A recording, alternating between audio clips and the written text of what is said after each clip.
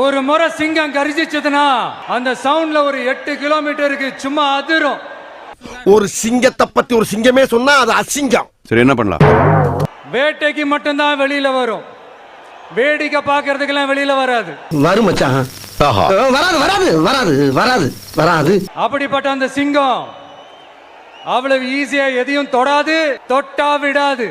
அப்படியே நொட்டிடுவாரு இவரு. அப்படியே யூரோப்ல போய் பெரிய தொழிலதிபர் ஆயிடுவாரு இவரு. போடா.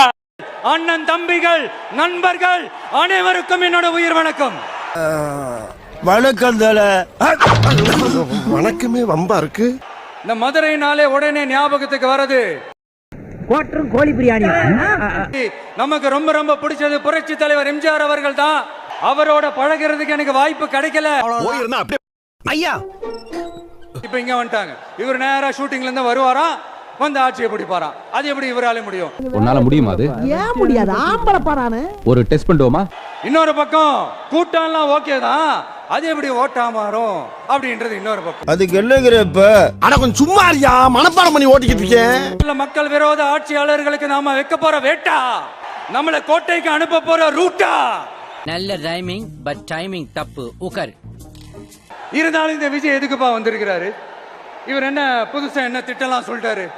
அத பத்தி நான் காலையில இருந்து கேட்டுக்கிட்டு இருக்கேன். சொல்லி தொலையேண்டா.